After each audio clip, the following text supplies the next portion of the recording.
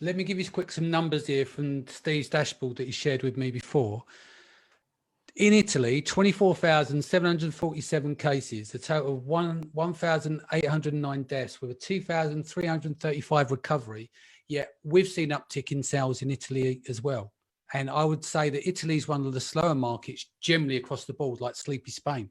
So it's incredible on one hand that there's an instant impact in terms of, unfortunately, there's an incredible amount of unnecessary deaths, and hope we never see that again. But equally, the business is just started to lift up. Steve, have you got any insights there? Do you think any suggestions why that is? Well, one of the things in Italy, for example, is all the stores except pharmacies and groceries have been closed. And you see a lot of that in America. They're closing various stores and malls and so on. And so as you see that across the globe where traditional brick and mortar, A, people shouldn't go there, they should quarantine. B, they're maybe not allowed to go there. I think it was Jana who said she can't even empty the trash. So there's a natural drive to be online. So we're in the right place at the tragic time, right? And our mission should be, how do we fulfill the customers? How do we, take care of business? And so I love being in the online space. I always have. And right now, short term, it could be highly advantageous.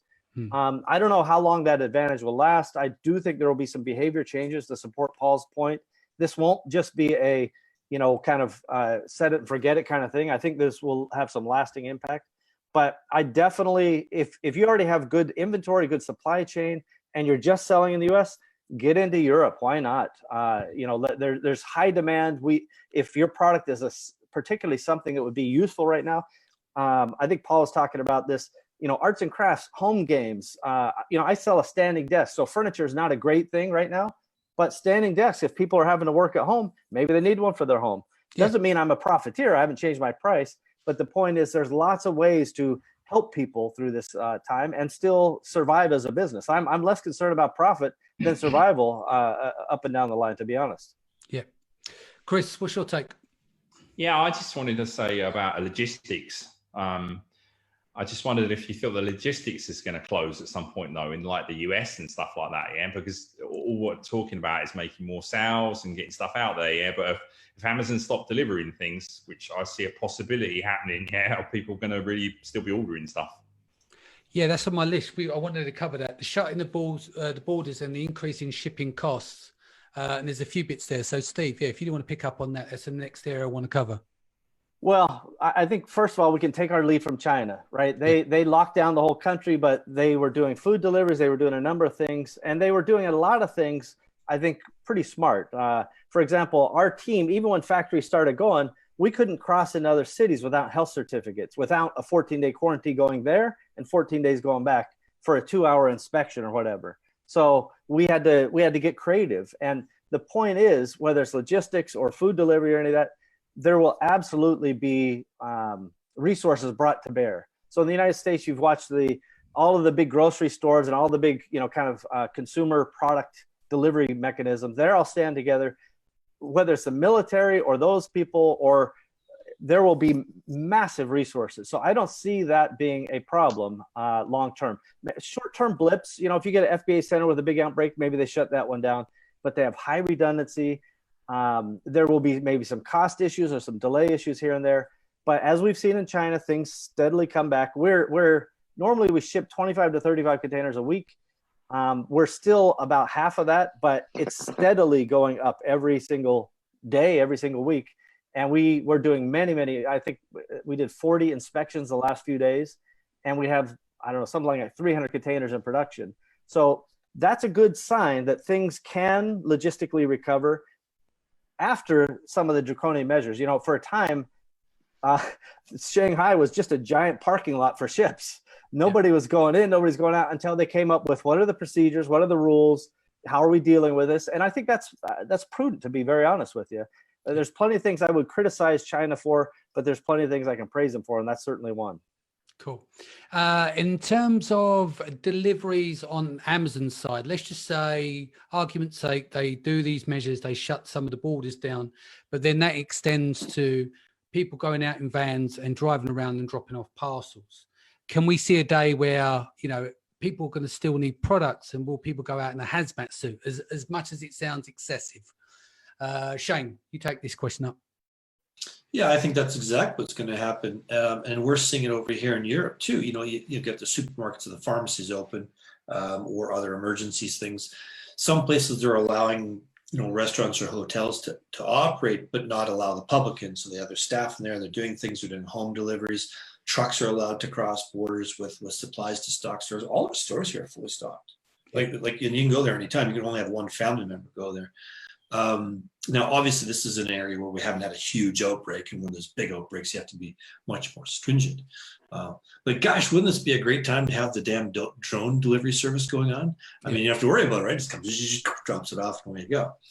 But yeah, I think, you know, as Steve said, there'll always be a contingency. There's always going to be a smart cookie, probably not the government, but there'll be a smart cookie somewhere else who'll figure it out, who we can find workarounds temporarily. And, you know, going back to what everybody was saying, I'm kind of zigging where other people are zagging a little bit. I agree with everything that's being said. And we don't know what's really going to happen. We don't know what we don't know. But when I look at, you know, 9/11 or the economic crash 2008, how quickly things rebounded and went back to, you know, quote unquote normal, stock market at new highs. My long-term plan isn't changing at all. You know, whether it's a luxury item, I think that we'll be right back on track in a period of time. Will this cause a hiccup and some layoffs and some problems? Yeah. If it goes 2 months, it won't be that bad. If it goes 6 months, it'll be real bad. But we'll come out of it. So, you know, your short-term plan needs to be addressed by, I think, the points that were made. But my long-term plan isn't changing. I'm just not going to overload that inventory. One other thing I'd like to bring up, and I think Keon and Steve would be great. Well, actually, everyone can really comment on this. But when you look at patterns in the past of flus that happen, and the jury's still out if this is really going to be considered a bad one or not.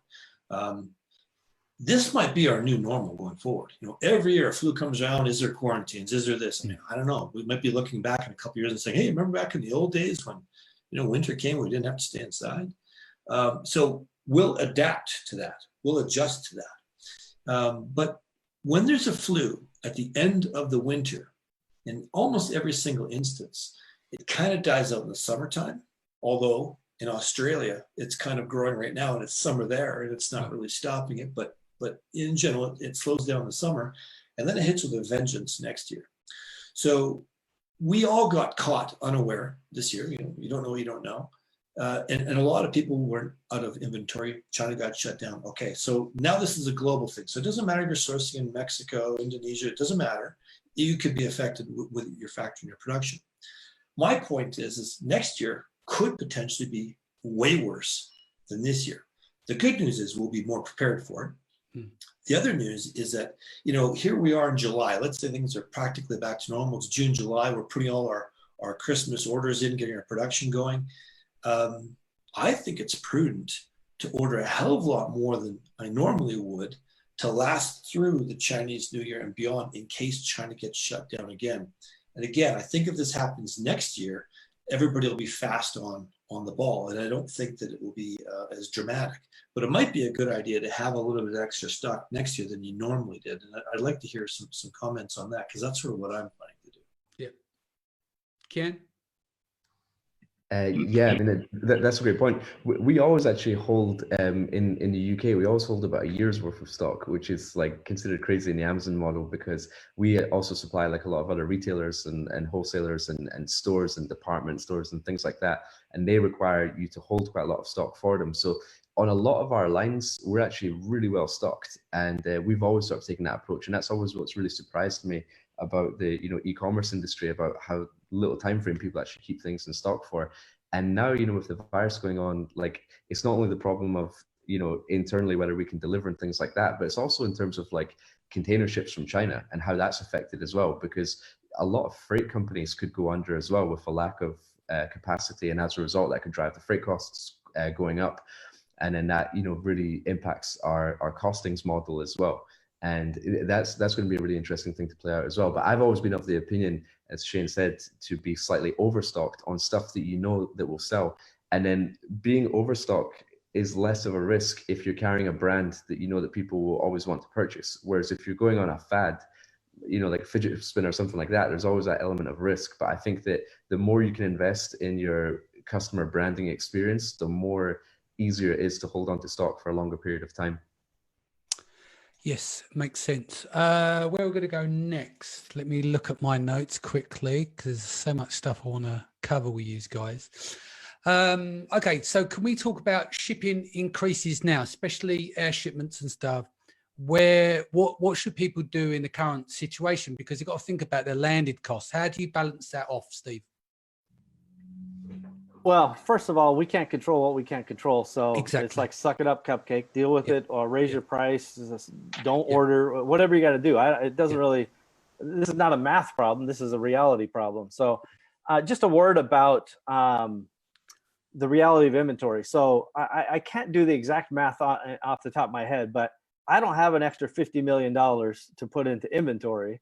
So if you guys, I'll take a little collection here. If each of you just throw in 5 million, we're almost there. Cool. So there's certain realities that you say, you know, how much stock can we really stock, and how much is prudent, and how much is economically viable. Some of our customers, I do a lot of B2B. Some of our customers have had their stock whacked just this very morning by 25%, by 12%. These customers are facing, you know, extraordinary issues. And this goes up and down the line, whether they're Amazon individual shoppers all the way up to B2B. And so I just want to say, you know, with an air of humility, like I'm open to being wrong, the answer is not just to stock up on everything, in my opinion. It's certainly not in my business. We have to be prudent and we have to be pragmatic. When it comes to shipping costs, it's a supply-demand game. And there's times where supply is too much, and so we get the price lower, and there's times where it goes the other way.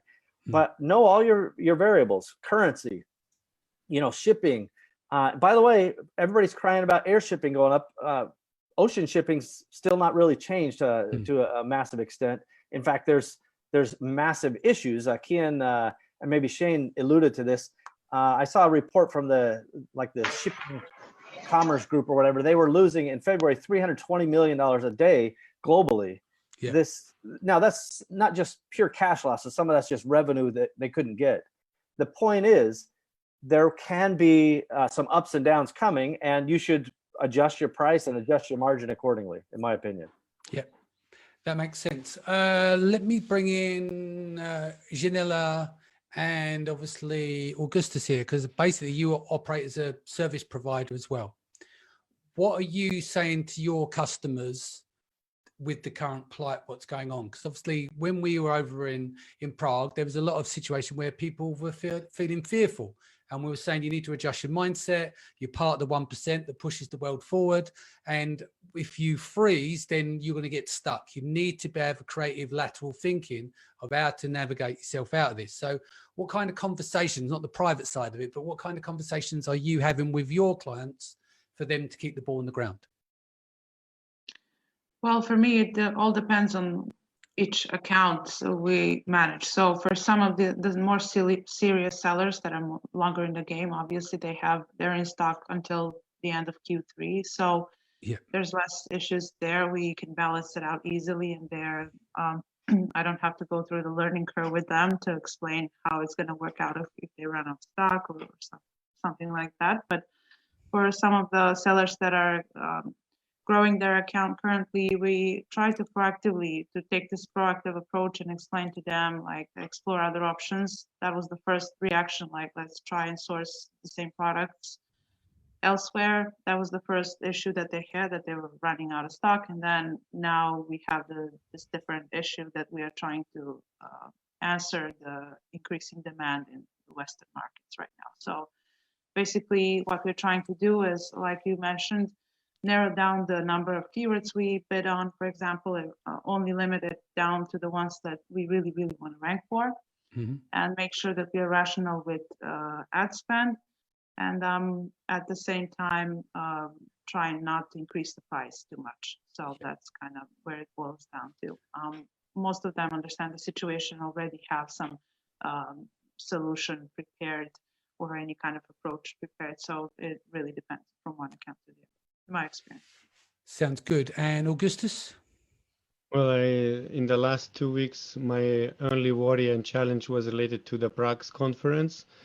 So I had to deal a lot with, of course, people canceling trips and everything. But long term, in the next few months, I see a lot of people jumping now, because those who love events, they will not be able to travel to any events, so they will look for opportunities to network with each other. And I personally will try to facilitate with a platform I think we tested about a month ago. We'll use the same platform to invite Amazon sellers to network again, which is like simulating the real events networking. And I think I will encourage my audience to do that. And in terms of Amazon, I think Amazon will be having good times at the moment.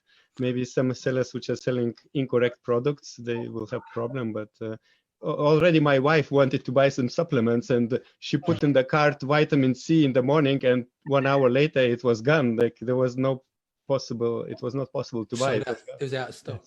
Can I bring in Chris? He's at the airport now. He's in Lisbon. He was with us over in Prague. He's trying to get back to the US. What's the latest with you, Chris? Yeah. Well, one of my flights went through. The other one was canceled. Look, good thing I had two. One is a backup. But yeah, I'm in Lisbon now. Gonna see if this flight to the US happens. We'll see. But yeah, so, I think I echo what a lot of the other folks have said. Yeah. So let's talk about mindset, because of the fear. We were done a panel. There was you, me, and Seth Kniep on there. And I think a lot of this stuff does come down to, I hate to say it, mindset, because often people package these up as hippie courses. It's like, oh yeah, you've got great mindset, you can do anything. But it truly does come down to mindset on how you think about stuff, because the way that things flow, you know, if you're down on absolutely everything, you're never going to see your way out, right? I think me and Steve's had this conversation before. Like you called it suck it up. Some people might call it mindset, right? Or drink from the man to fuck up cup. Whatever way that you want to put it, ultimately it comes down to is the way that you think is the way you are either going to get through this or not. So Chris, talk about some things that you are doing to make sure that you're working through this in a nice, clear path. Yeah, it's almost like you have to take somewhat of a stoic approach to it. I think I can't remember what's the guy's name who's like written the book on learning, who used to be like the ultimate chess champion, but I can't remember his name. But he had this little story about how like the chess competitors who would do badly are the ones that would allow themselves to spiral down out of fear. Like they would make a bad move, it would put them in a worse position. Then they would get freaked out about it and get too scared or angry and make another bad move because of their clouded judgment. And then it would start a downward spiral. And his whole attitude, which I thought about a lot of times in the past couple of weeks, because I think it applies to this situation so much, was to keep yourself from spiraling down into either fear or anger or resentment or pity. That's another thing. Why would this happen to me? I just started my business and now this has to happen. Oh, the bad things always happen to me, yada yada. Those types of emotions and mental states lead to worse outcomes objectively. You can just kind of take yourself out of your own body and your own mind, and you can see clearly that when your mind is clouded by those types of thoughts, by pity, by anger, by sadness, by any mostly fear, it leads you to make worse decisions. So if that is the case, then it is up to you to change the state of your mind. And that is something that we as humans have the ability to do, is change the state of our minds. This is one of the things we talked about at Augustus's conference a couple of days ago a lot, was how to change the state of your own mind. And the way to do it is to change your thoughts. That's like the first of like 3 pillars. There's like thoughts, feelings, and actions. And all 3 of those things like connect to one another. Yeah. And like people can think of this, it's Tony Robbins, like, woo woo. Running across right. Fire and shit. But at the end of the day, it's true. Yeah. But it is true. Yeah. At the end of the day, it really is true. And the way to interrupt that pattern of, fearful and scarce and, pitiful thoughts affecting your actions in a way that make your situation even worse. And then make your thoughts even worse, and then make your feelings even worse and your actions even worse. That's that downward spiral that we were talking about. The way to interrupt that is through controlling your own thoughts. So you have to change the thoughts in your head. Yeah. And when you see yourself and you observe your own self, having these negative thoughts, you have to interrupt them and put more positive thoughts of opportunity and of change and of creativity and newness, all into your own mind. And that changes your state, which changes your actions to help bring us back up and make this a better situation for everybody. Makes sense. Steve, do you want to step in here? Your thoughts on mindset, etc.? Yeah, I think the general approach is, if you can't control it, then what's the point, right? And, you know, if it doesn't make you happy or doesn't make you money, certainly don't gnash your teeth and wring your hands about it. I'm, you know, probably anti-emotional. You know, I'm just not built to run around and panic about stuff. And I try to take the long view. You know, Shane wisely pointed out that big picture strategies, big picture plans really shouldn't change that much. And that's certainly true for me. I've said this very clearly, that my short-term tactics and action steps may be wildly changed. In fact, my entire whiteboards are all clean right now because I haven't reformulated those short-term things. But long-term, nothing's really changing. We just have to adapt. And I think one of the best things about being an entrepreneur is that we are quick to adapt. We, you know, unlike the Walmarts of the world, which are giant, you know, ships that take, you know, forever to stop or slow down or change direction. We're like little speedboats. We could just zip around, and I ain't afraid to be wrong either, by the way. So it's like, I'll charge down this way and go, oh, that did not work out. Let's go this way. And I just will keep going and keep going and keep going. And that path to kind of growth or success or scale or happiness or whatever you want to term it is never a straight line. It doesn't just do one thing. It's all over the board. And I could share all the lightning bolts that I've dealt with in my life and my career, but it's pointless. It doesn't matter. Everybody's got them. So just, you know, keep calm and carry on, as a great Churchill said. Cool. I'm going to be very, yeah. Sorry, I was just gonna say the word they used when I was at GE years and years ago was pivot, right? That if you're, you know, a good entrepreneur, you've got to pivot. I don't mean to give any impressions that I think there's a great opportunity to prosper even as things change. You just have to be mindful and ready to pivot and just attack the new market if it becomes one. So by no means should you just be simply worried and thinking, okay, everything's coming to an end. No, you should stay ahead of the game. So, and be able to pivot. Yeah, I was going to say, I'm going to contradict myself here because we are on Facebook. And one of the things I was going to say, don't just sit on Facebook all fucking day reading these different pieces of news from everywhere, because that will absolutely scare the shit out of you. You have to go off and do some work as well. So find a part of your day to grab a bit of this information, take it in. You know, there's nothing wrong with keeping up with stuff, but you've got to get on with it. I think I listened to one of your casts the other day, Steve, and Lee Ram was on there as well. And you said for every bit of news that you listen to, there's a defect there. I can't remember exactly what it was. Do you want to remind us? Well, I wasn't told that I'd have to remember what I've actually said in the past. So I would appreciate a little heads up there. No, yeah. I don't know that my general approach is, you know, for everything that we hear, there's probably other things that we're not hearing, or there may be things that offset that story. Nobody knows any facts, least of all me. Yeah. All I know is to watch behaviors, observe things that are happening in the world, and then kind of with my guts and with my instincts and with my experience and with my team and so on, we just make choices and we pivot, as Paul talked about. And we're prepared to pivot again and again and again. It doesn't matter to us. Adaptability really is a defining characteristic of an entrepreneur. And that pace of change is something that you have to be prepared for and be willing to live with. That's just kind of the job, if you will. Cool. Shane, I'm going to throw this to you and then throw it over to Chris. I want your feedback on cash flow and funding and the positions, 2 positions.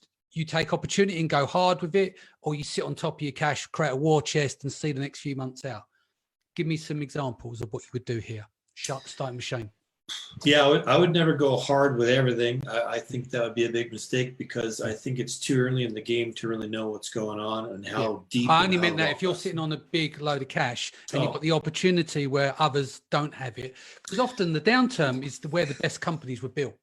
Because when everyone is scared, there's crates, or they're not fake scarcity, but they see it as scarcity and people thrive. So that was my point there. Apologies, cool. Yeah, no, I think if you're sitting on a big load of cash, I think there's some excellent opportunities, and I think the word pivot's been used very well here, where if you can act quick on it, there's other opportunities too. You know, I think that maybe I mentioned this to you guys in Prague, where you've got long established sellers. Someone may be selling a product for 2-3 years, they're doing pretty well, they're ranking very low for keywords. Now they're out for 3 months, 4 months. We all know how difficult it is to come back on Amazon compared to 4, 5, 6 years ago, being out of inventory for a significant period of time. Does that present an opportunity to go back into a product that you wouldn't otherwise probably source because you could scoop up that top spot? Will Amazon make adjustments to their algorithm so those people don't get punished as much? I don't know, but I'd bet some money on it. Probably, I wouldn't bet the farm on it. But yeah, I think now is a great time to. People are going to think differently, at least for the next 6 months to a year. And if I am correct about this flu thing hitting harder next year, this mentality might be with us for a while.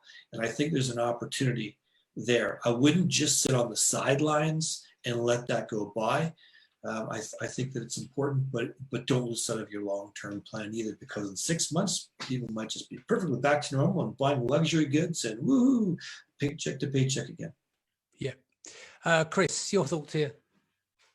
Yeah, it's kind of crazy. Like in the past, globally, there has been a perception from governments that war times have spurred future economic growth, because like the economy was forced to come up with new inventions and new innovations, and like kind of rally the people's creativity and energy and motivation, and women would start to work, and all this other stuff. It's because it kind of reaches down into like the human soul when you're in a period of either crisis or hardship, and rallies up more energy, and that can either be harnessed for good or be a terrible, like destructive energy that is like a nervous and fearful energy that you put out into the world. So I would echo what Steve said and say that in this period, it's a time to use that energy for creativity and for growth. And as entrepreneurs, it's like our job, like you said at the conference, Danny, that it's like our role in society, our role in the economy is to be the ones that push everyone forward. Like the entrepreneurs are the leading edge of society that like try things out and fail, and try things out and fail, and try things out, and then they work. And then the rest of the entire economy and society can follow those paths that worked. It's almost like the front lines. And so now's the time to like be yourself. Don't fall back into what everyone else is doing and the mindset that everyone else step has. up. Yeah. Yeah, step up, use that creativity. Yeah. Kian? Yeah, I mean, just to reiterate what the guys were saying, I think it's a time to be very, very self-aware of what our core strengths are and how can we use this time to our advantage, because like you've almost got a blank canvas now to be like, okay, in the short term, things have changed. Like, what can I really do myself to drive my business forward? And, like if you don't have any kids or anything like that to take care of who are out of school, you really do have a lot of free time now. Where you can really start to plan and focus these things. So I would say, don't waste your time on social media and on the news and, watching Netflix and stuff. Just really put your head down. This is a time where you can really get ahead of everyone else. So just really use it to your advantage.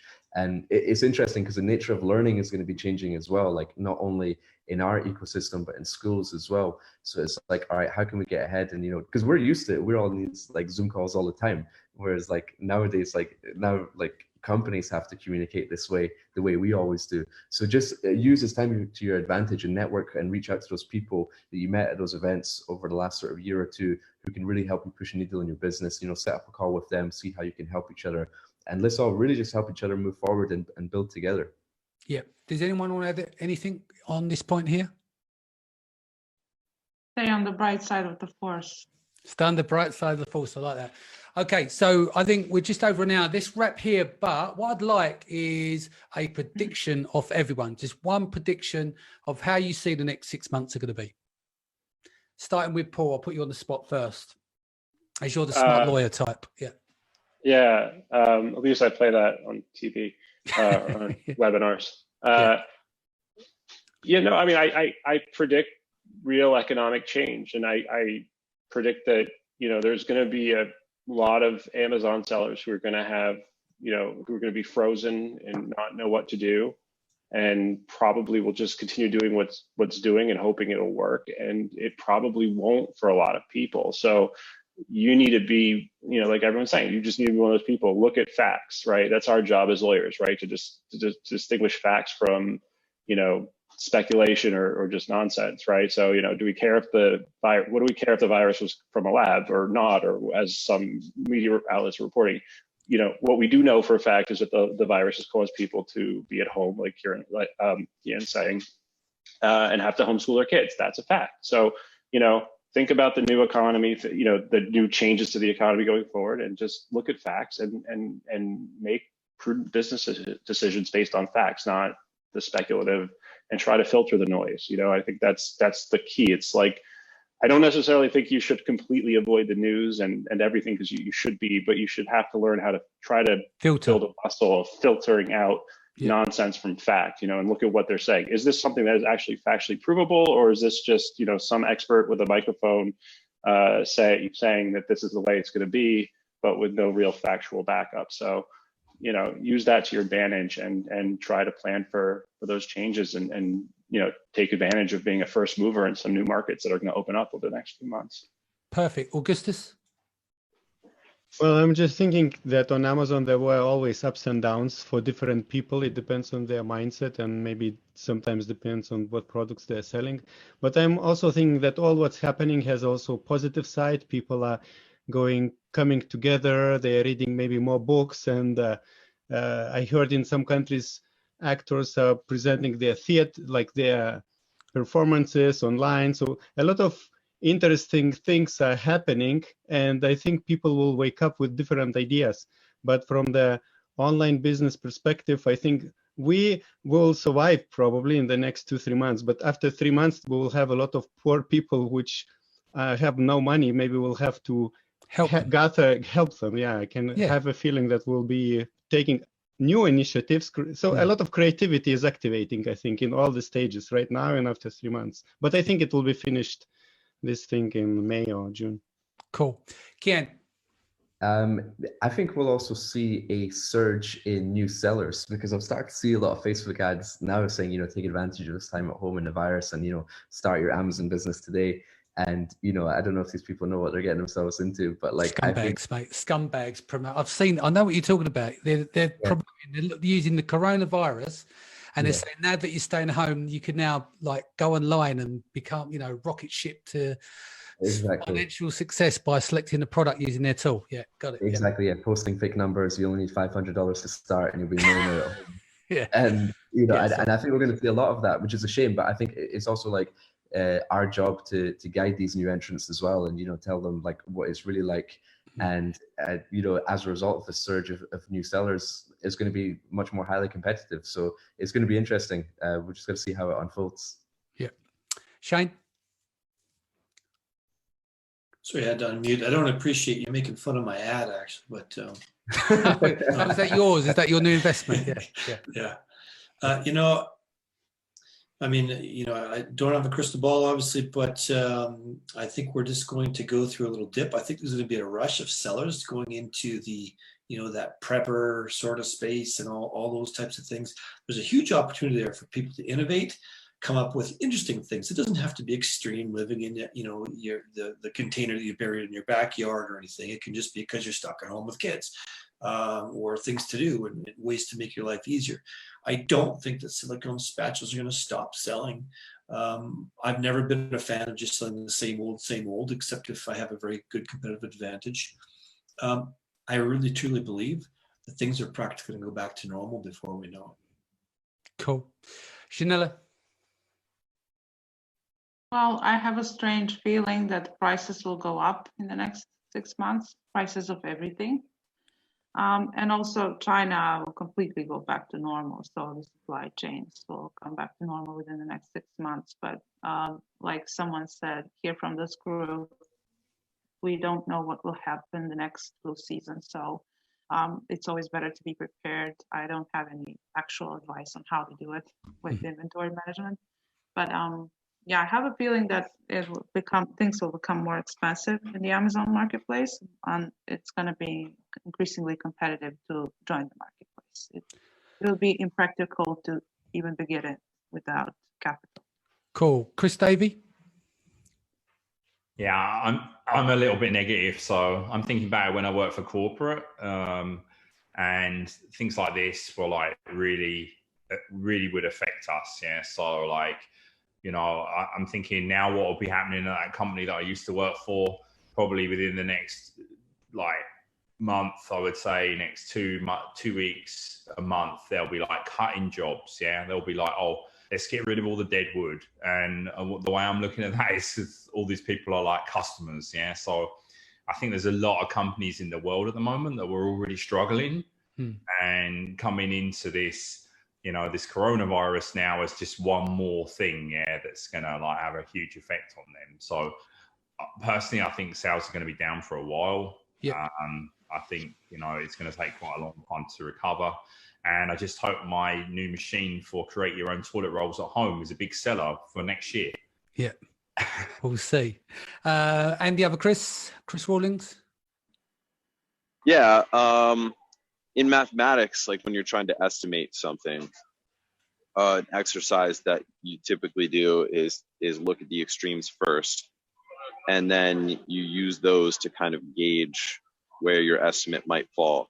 And like if you look at the extremes, like from the data that we have now in this situation, it's clear to me that all of society isn't going to break down, and that currency won't be worth anything, and we're going to have to trade with like seashells or something, because the virus the World Health Organization is estimating that the virus has will end up finding an equilibrium of somewhere around like a 1% death rate. So it's not like it kills half of people that it finds.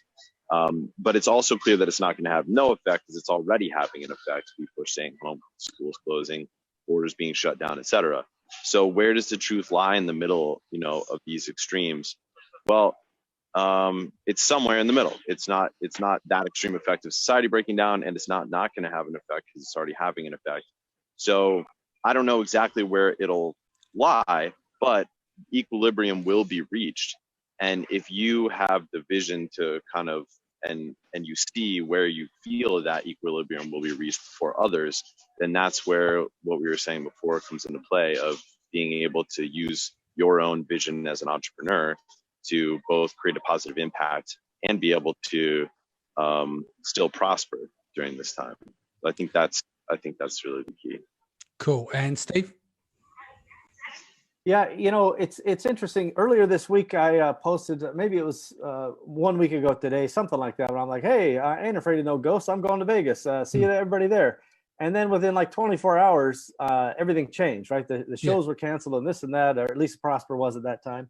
And I was convinced basically by others. It's like, hey, don't be part of the problem. Help flatten the curve. It doesn't matter if it's an immediate health threat to you.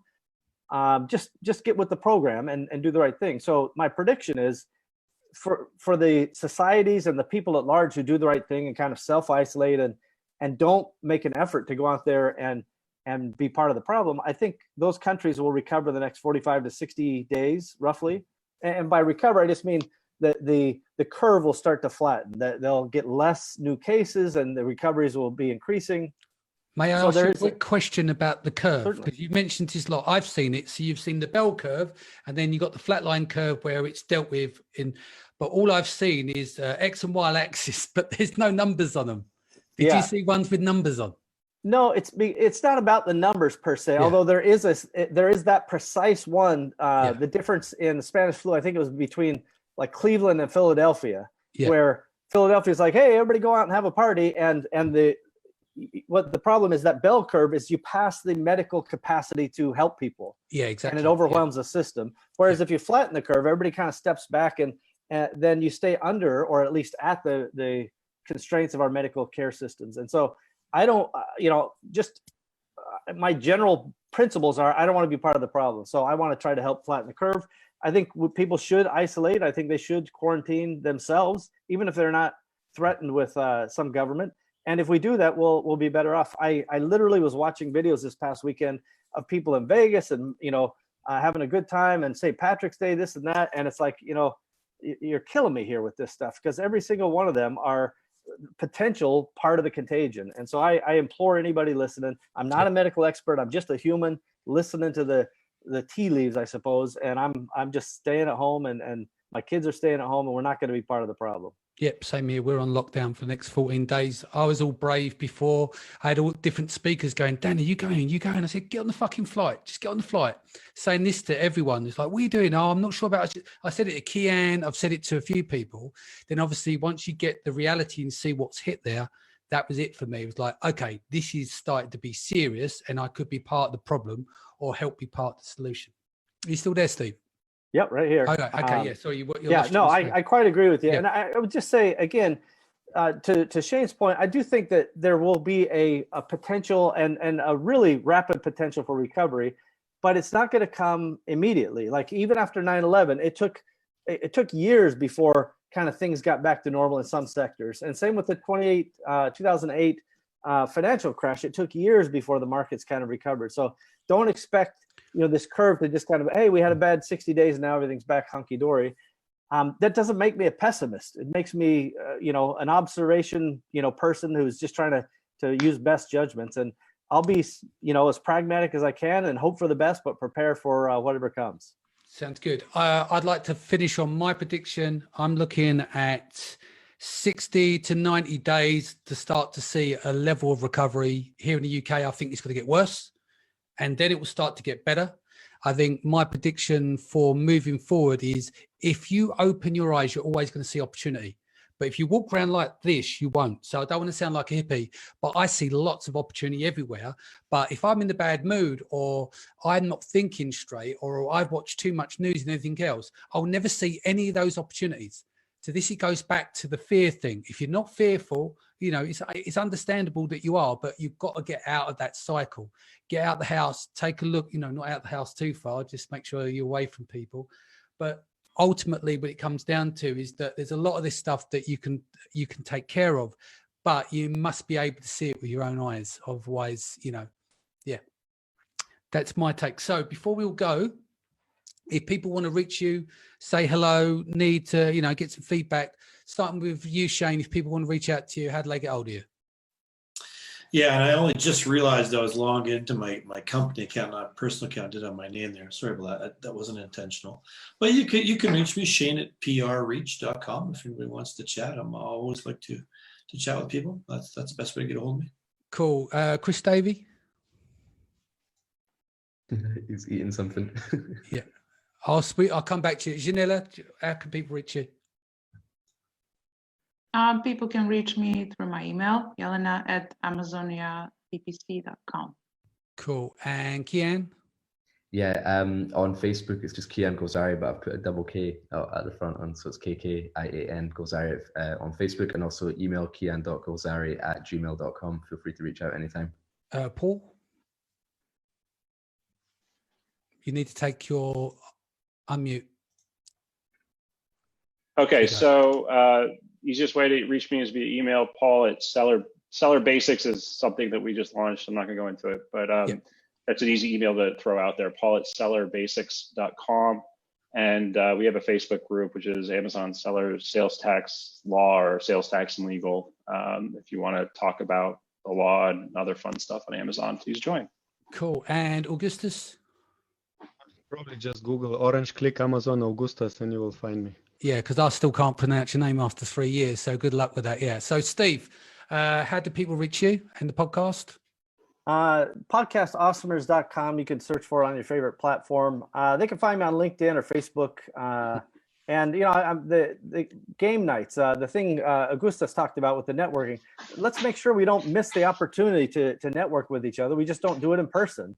Yeah. And so I'm online, and I'll be more online than I normally have been, just to show that this is a fine behavior. It's a fine way to conduct ourselves. And I'm online all times. Cool. Chris, have you finished your food?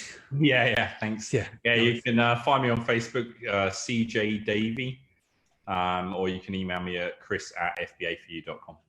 Excellent. Guys, thank you so much for giving up your time for everyone. And the audience, thank you so much for listening as well. If you need anything, you know how to reach me. I look forward to catching up soon. Take care of yourselves, take care of your family, and take care of the people around you.